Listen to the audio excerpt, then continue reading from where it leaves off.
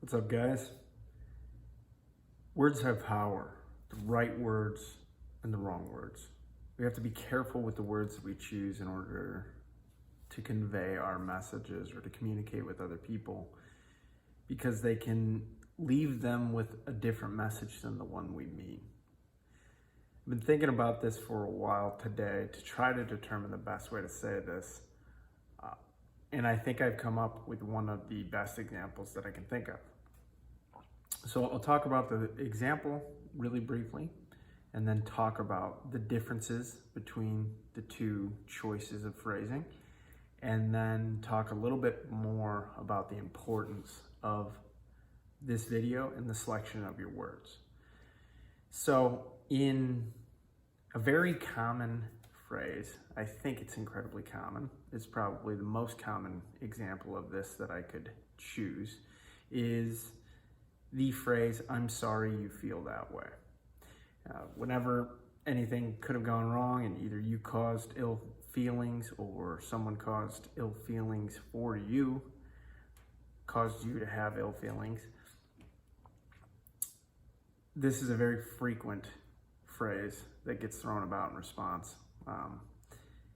And I think there's a subtle difference that can be made that is very impactful.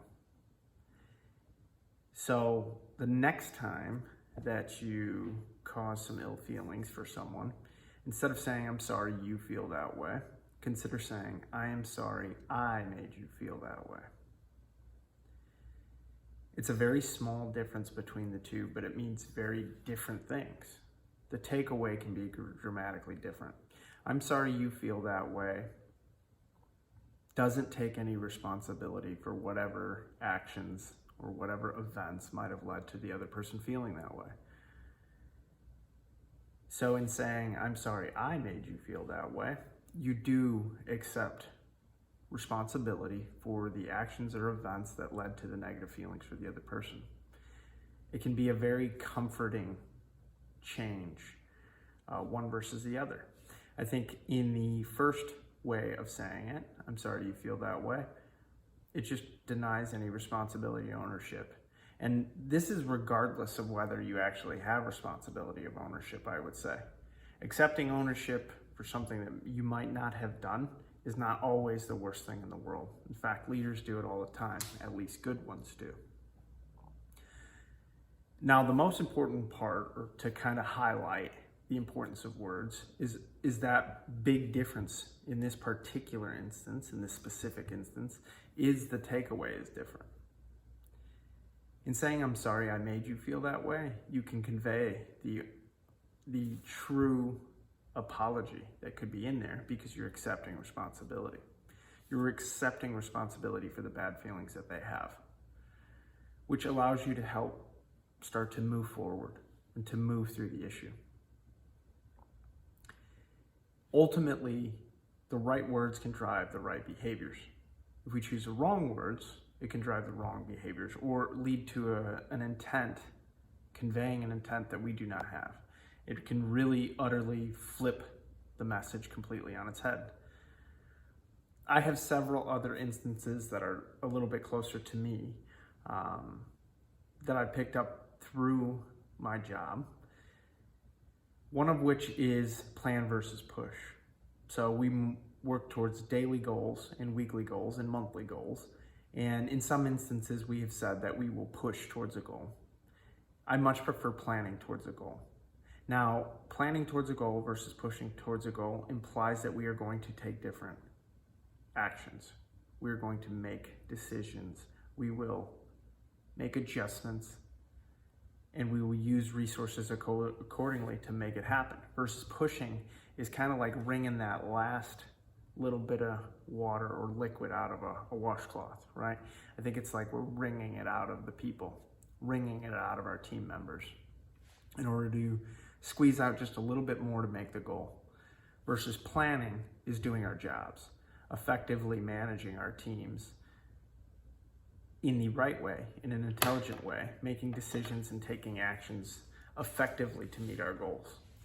These are two big differences, and while the words may not seem that far off and the words themselves might not make a lot of difference, by choosing the right words, ultimately we can drive the right behaviors. That's more specific to me. I do believe that the first example is incredibly powerful. It's a very subtle change that helps drive home a different message. And ultimately, that's what you need to be looking for. What is the best way that I can drive home the message I want the recipient, the audience, the target to have? Oftentimes, you just say the way that it comes to mind or the way that you think about it. And really, you don't get to choose. They say the path to hell was paved with good intentions. And frequently, I think that's how I would apply this statement. You can intend very good things. Your intent might be very positive. However, choosing the wrong words will horribly misconvey that intent. It will alter the meaning of that message significantly depending upon the words chosen. Some people have triggers. This is probably the most extreme example that we could pick towards saying that words have power and words have importance in conveying our message. Hopefully this makes sense to you, and hopefully as you move forward, you'll start to think about what words might be the best or what turn of phrase might be the best, right? A collection of words compiled a phrase. You want to be sure that you're going to convey your meaning as clearly as possible, as safely as possible. Think about, put yourself in their shoes, right? That's a very good rule of thumb. And if you were to put yourself in their shoes and start to feel how maybe they would feel, yes, basically asking you for a little bit of empathy, you might understand how you would interpret a message that was delivered the way you intend to deliver it. If you were in their shoes, feeling what they feel and seeing what they see, the words might have a much different meaning. Perspective matters. So can you choose better words and better phrasing to align with their perspective to convey the information you want to convey? It's very subtle, but it can have major differences in just taking a look at the way that you want to word a message, spoken, written, no matter, and making some subtle adjustments. It's the same as the greeting in an email. If you forgo that, an email seems a lot different. You don't say good morning, good afternoon. If you don't say thank you at the end of an email. All of these things can start to convey something that wasn't meant. And taking a little bit of extra effort to add those things in helps soften a message, help the recipient receive it with positive intent, with the understanding that you meant well by the message. Hopefully these examples add up, and if not, please comment on the video below, ask for more examples, or ask for a clearer understanding.